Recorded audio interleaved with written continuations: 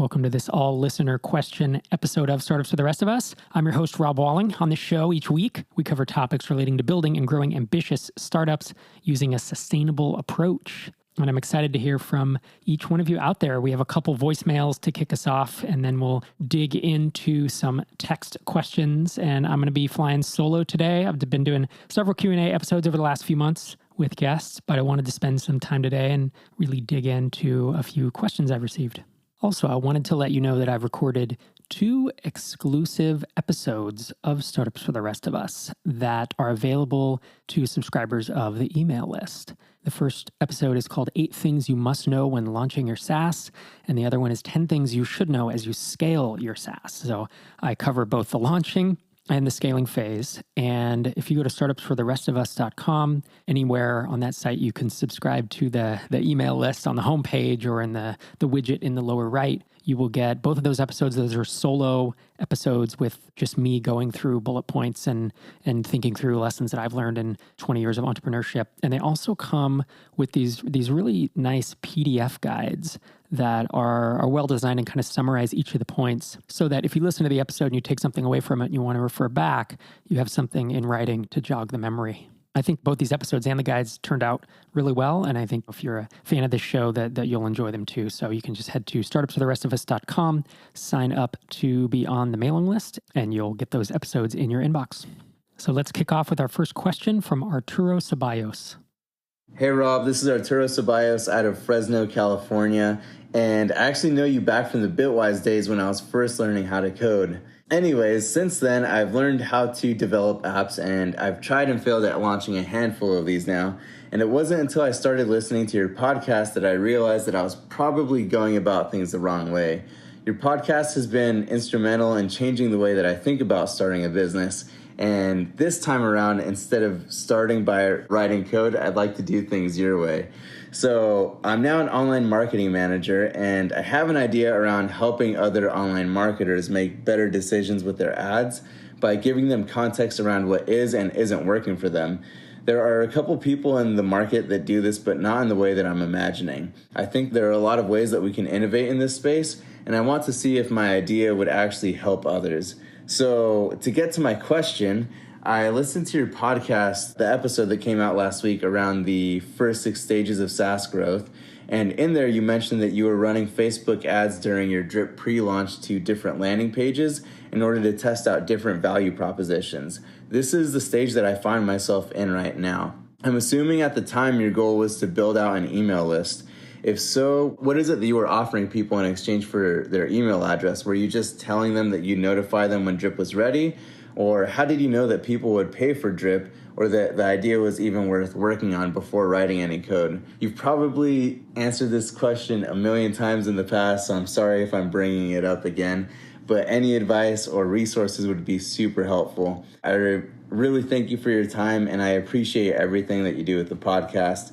Keep up the great work. I know it's helping a ton of other people. It's definitely helped me. Thanks. It's a good question, Arturo, and thanks for sending it in. Congrats on your progress. I do remember you from Fresno and remember you going through the coding school at Geekwise, and it's kind of cool that you're getting into marketing because I tell you what, there are a few things more powerful in the startup space than a developer who knows how to market. Those are 2 skills that most people pick one or the other, and learning both and at least having the headspace of both is pretty incredible. So there's kind of 2 answers to this. One is what I did, and the second is what I would do in your shoes. And I think they're related, but they're not identical, if that makes sense. What I did with Drip was I went out and pre-validated that at least a few people would be willing to pay. At the time, I said $100 a month. It actually wound up being $50 a month for what I had in mind to build at Drip, for the vision that I had for the product. And I did that by getting into email conversations with 17 founders and other people I knew through MicroConf. And this is really the first time that I used my network and my audience to grow my software companies. I, of course, had used the audience I had built over, well, by then it was, 7-8 years of blogging and podcasting. I had used that to offer my book, to sell tickets to MicroConf, to, I created a couple courses about some different things. So I had used that personal brand side for that kind of stuff, but really all the software, almost without exception that I had built before then, I hadn't sold much to my audience and hadn't really used my network to expand that because it was in these bizarre little tiny niches for a lot of the stuff. There was a job board for electricians. There was kind of a wedding website builder. It was the stuff that where me talking to other founders at MicroConf really wasn't going to help, or me talking to the audience of startups for the rest of us wasn't going to generate any kind of customer base. I did a little bit with Hittail, but it really didn't, it was tens of customers from my warm audience, and the rest was just, it was hustle, and it was marketing, and it was writing copy and support and all that stuff. So all that to say, with Drip, I did utilize my network and my audience for the first time.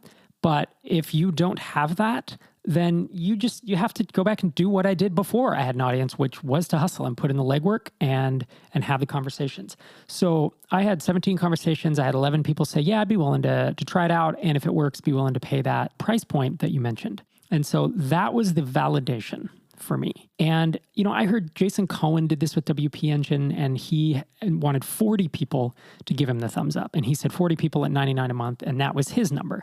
I said 10, and I just picked it randomly. I don't think 10 is right or wrong. I don't think 40, more is better, but it's just how much time do you want to spend before writing code? Once 10 had said yes, that's when I approached Derek Reimer, who was contracting for me on Hittail. And I said, hey, do you want to build this other app? You're not doing full-time work on Hittail. And he said, yeah, let's do it. So we met at the Ironbird Cafe there in Fresno. And I talked him through. I said, here's what I think it should do.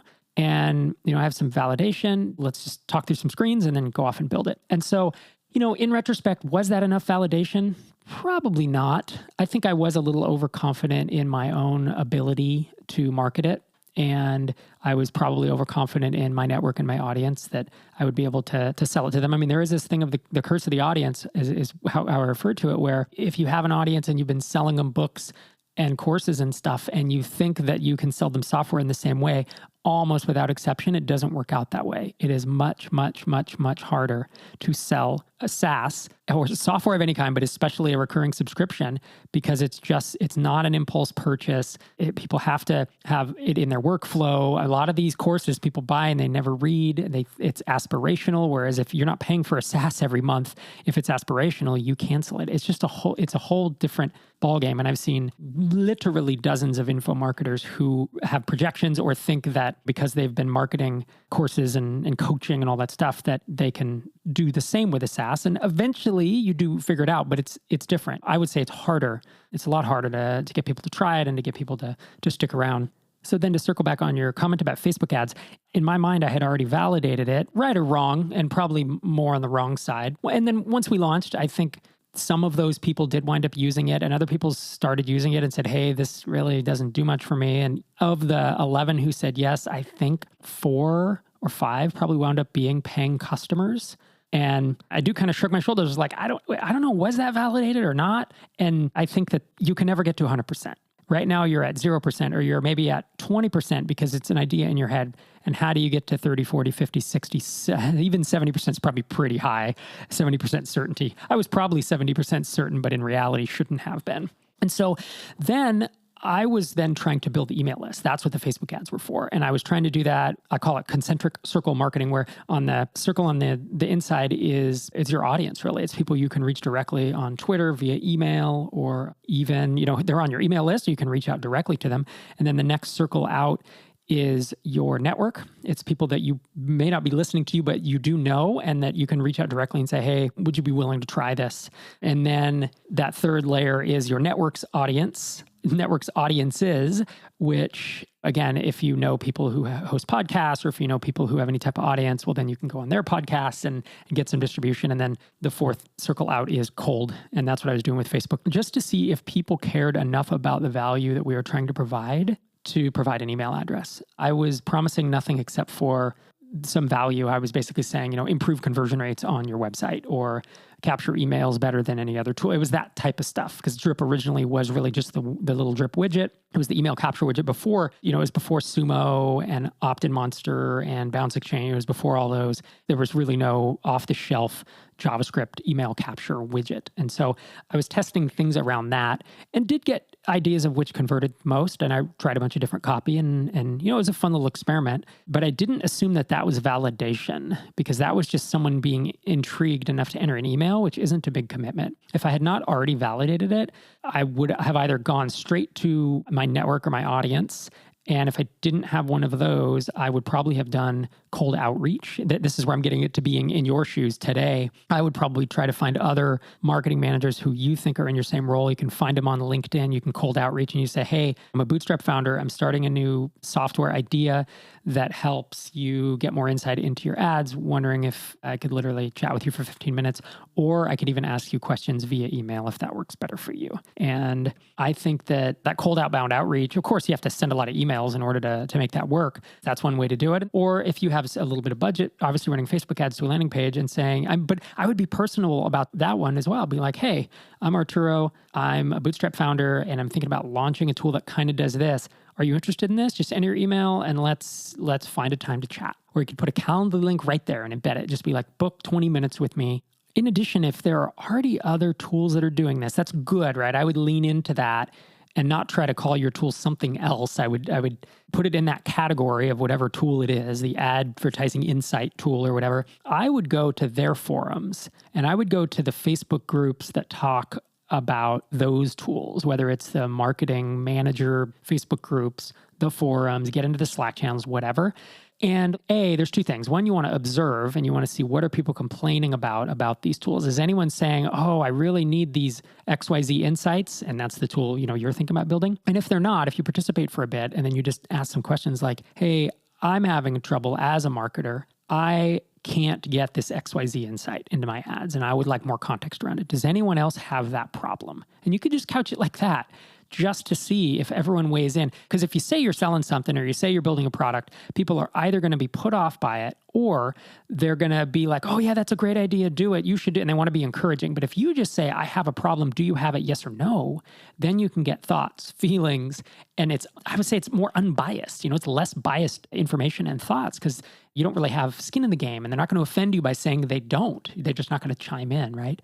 And so at that point, if a few people respond, well, no, you have some names, you can DM them and say, hey, I had this problem. I'm actually thinking about solving it for myself. Would you be interested in talking about it? And so those are all the ways. And again, should you get 10 people willing to pay you $50 a month or $100 a month, or should it be 40 or should it be 5? It's just a made up number. To me, 5 just doesn't sound like enough. I don't think you've proven a market with 5 people telling you they'll pay. I think 10 is reasonable. I think 20 is better. I also had, when I had 10 people saying yes, I had an email list of, who knows, 10 or 12,000 people at that point. So I knew that if enough people validated, I could reach a lot more fairly quickly who I thought would be customers. And if you don't have that luxury, then maybe that's something that you think about, that you want to validate it more, or that, by the time you launch, if you have 20 people willing to pay you $100, that's $2,000 in MRR. Now, it won't all come through, but even if half of it does, that's still $1,000 in MRR out the gate. And that may be worth the time up front to land more sales kind of in advance, so to speak.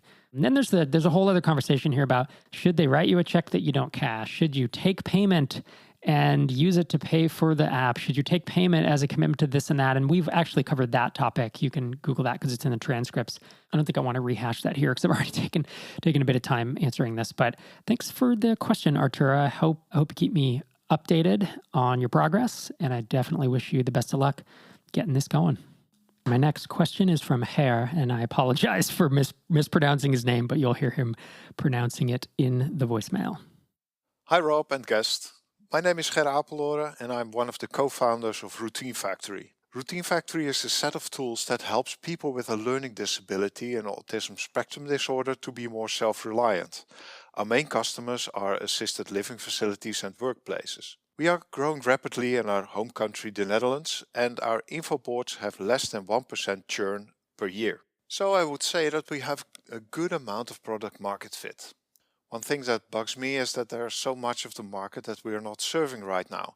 Not only because we are leaving a lot on the table, but also because we hear a lot of stories via our customers that Routine Factory is making a big difference for their clients' self-reliance and confidence.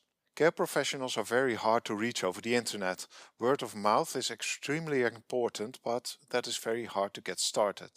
With a few customers that we have, I do try to motivate them to write about their experiences on social media, etc., to get the ball rolling. As for my question, what would you do to grow internationally if you were standing in my shoes? Anyway, thank you very much, and I hope to see you again in Dubrovnik later this year. Oh, by the way, if the answer is find partners, I would like to follow up with a shout out for people that want to get started with an already proven product. Just drop me a line at info@routinefactory.com. Thanks.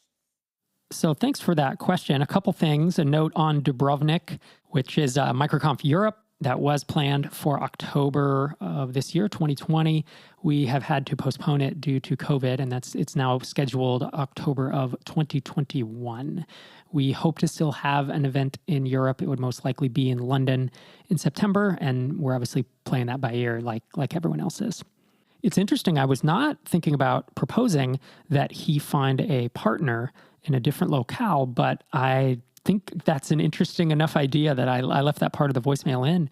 Obviously, if you're interested in reaching out to him, he left his info in there. I think it was info@routinefactory.com. So, of course, partnerships would be one thing I would entertain. I think the other idea, I was thinking of two different approaches. One would be to pick a country that's close to you, that's culturally similar, that you feel like you have insight, and it's easy pickings. And it's going to be probably another small market. I'm comparing Netherlands in my head to the United States as an example.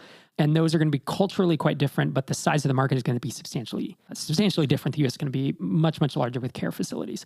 So when I think about, you going to a bordering country that maybe you feel like you have more insight into, that's going to be, I'm guessing, an easier transition, especially, it's in the EU. There's just a bunch of stuff that makes that easier, but it's not going to be nearly as big of a market. So that's the first approach I would think about. And the second one, of course, is to say, hey, what's perhaps the biggest Western market for this? And I'm guessing the United States. I don't have any knowledge of this, but just purely based on population, looking at English-speaking markets, I think that would be a good assumption. And then figure out how essentially to start building word of mouth in the United States.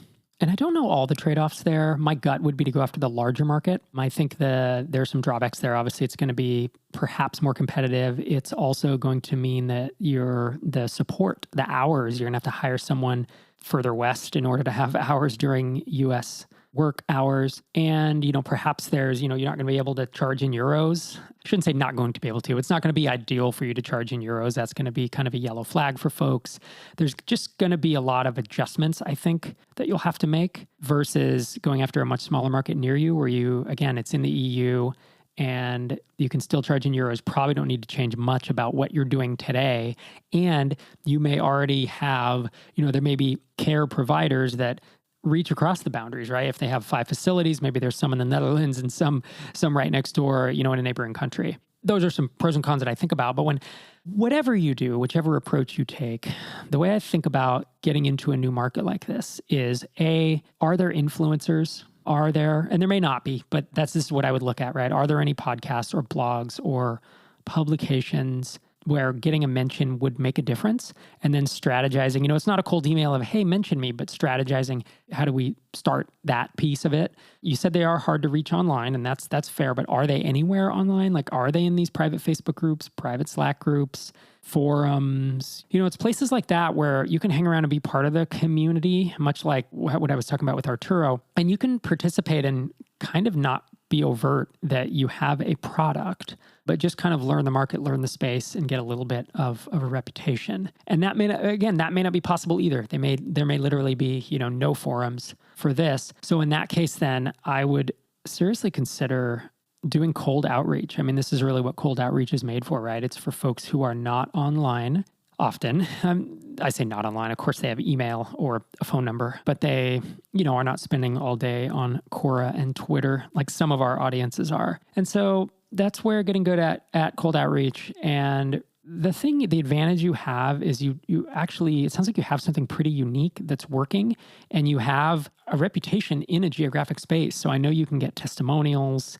And I think it sounds like your product is pretty mature and it solves a real pain point and it helps people. And I think that's a big deal. So if I were to think about entering, and this is probably the same strategy for whether you were to come to the United States or just go to a country, right around you, is it's like when people aren't online that much, how do you find them? Well, you can email them, you can call them, you can go to local events, right? Like trade shows. Obviously, right at this moment, that's not happening. But in 6 months, in 9 months, like that's a way to reach them as well. And some people, I hear some people, scoff at the idea of going to in-person events, but I'm personally, involved with a couple companies who before COVID were just killing it at these offline events because their audience really doesn't gather online, but they gather offline once or twice a year at a couple industry events. And, you pay 10 grand and to get a booth, and it feels terrible when you do it, but then you get 10, 20, 30 leads that you close, and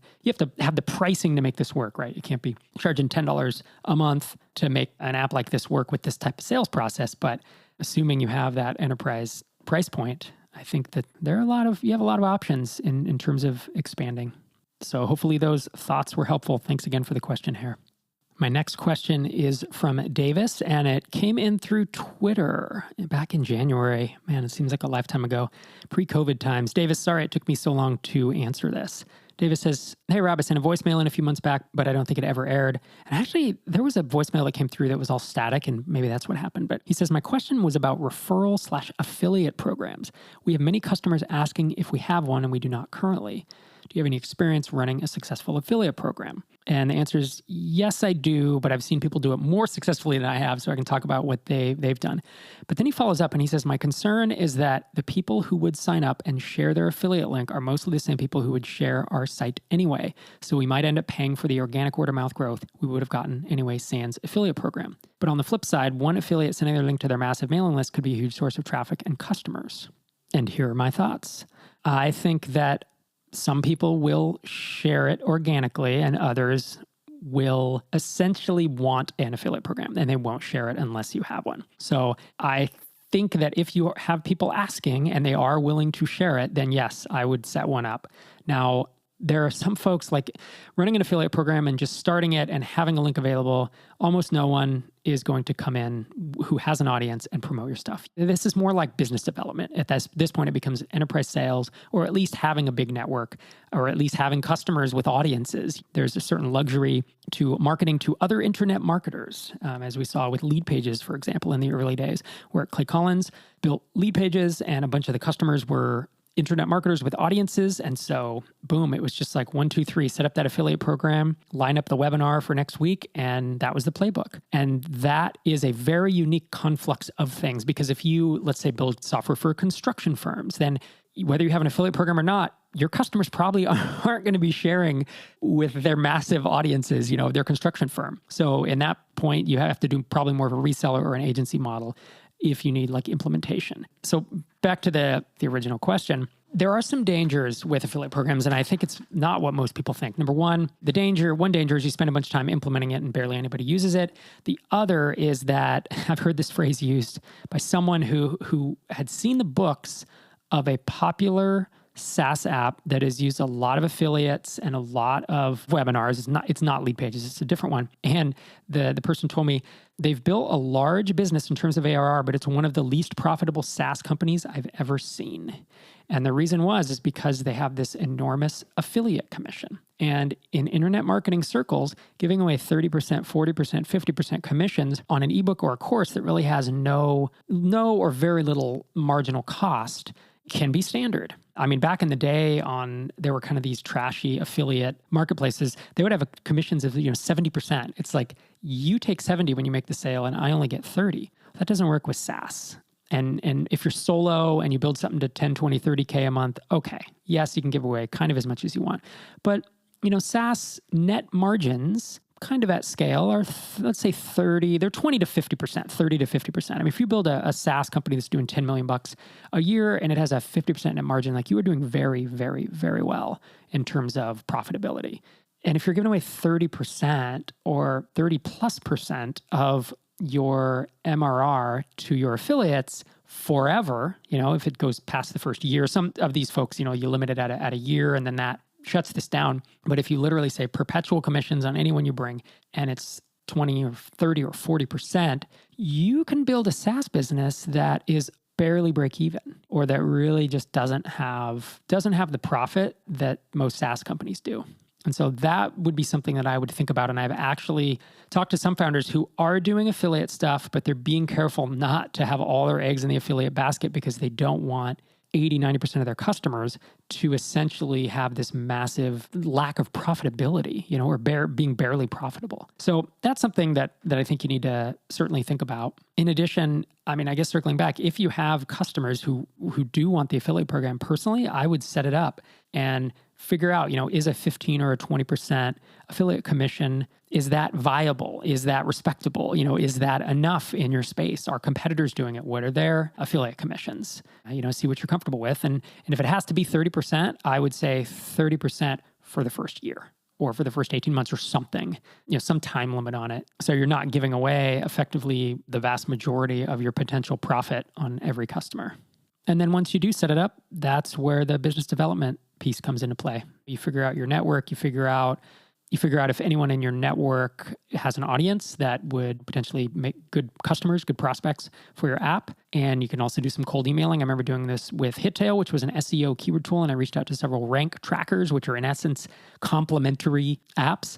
And I sent 6 or 7 emails figuring I'd get 0 or 1 response. And I got 6 or 7 affirmative responses immediately. And it was literally a joint venture.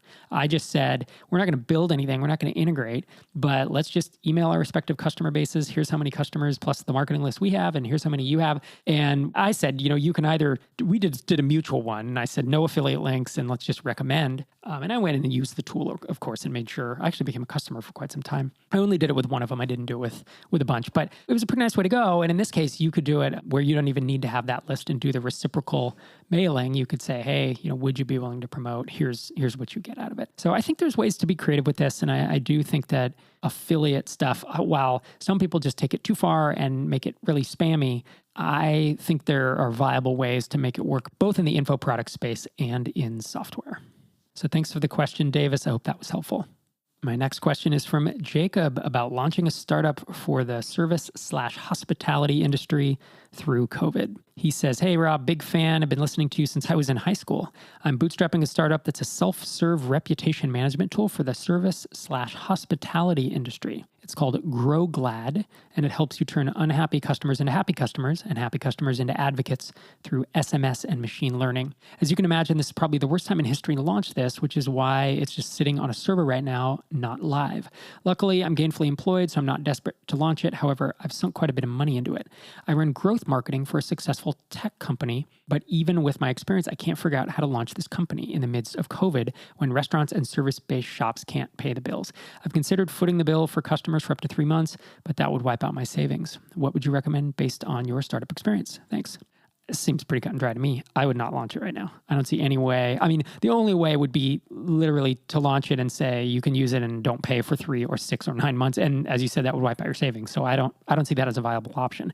In your shoes, I would just sit and wait. You're gainfully employed. You don't have a gun at your head or a deadline to launch this. And I would wait until things start to ease up and get, or continue to ease up and just the environment becomes more conducive to this. And it's just probably a bit of bad luck that this happened. Obviously, you've probably been working on this since long before COVID, and that's a bummer. But, as a startup founder, we have to be agile. We have to make last-minute, quick decisions with incomplete information. And frankly, on this one, I think you do have more than enough information to make a sensible decision. So thanks for the question.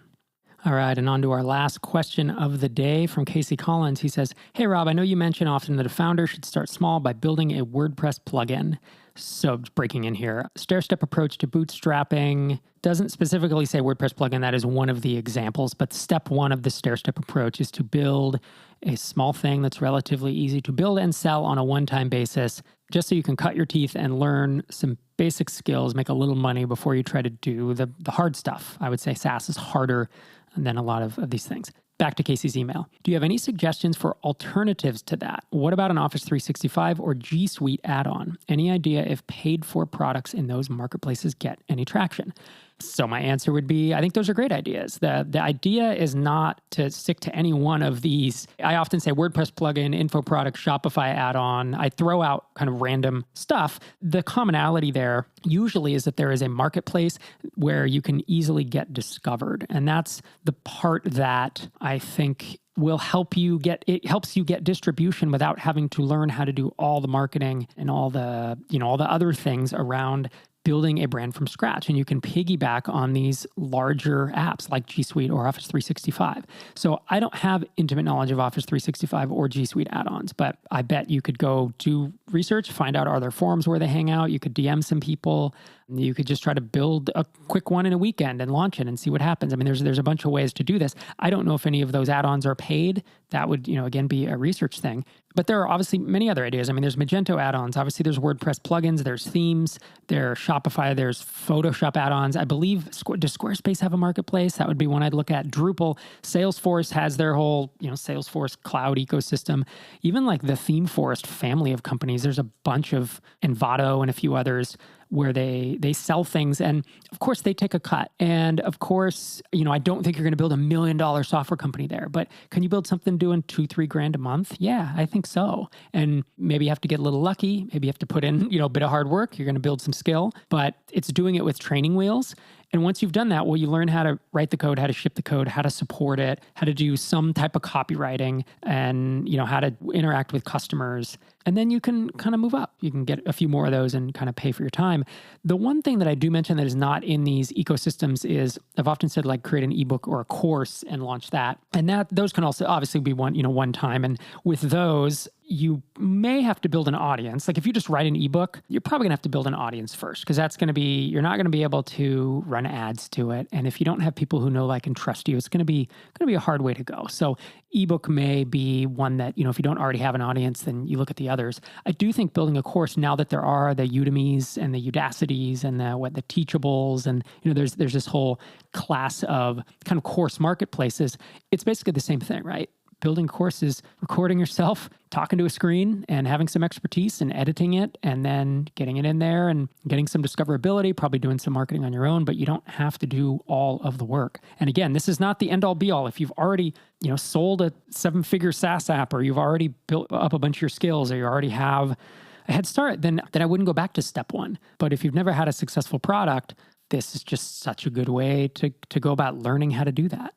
And if you want to see examples of founders who've done that, Google stair-step approach to bootstrapping. I give a bunch of examples in there, and I probably know 2 or 3 more dozen that I didn't know about, when I published that blog post.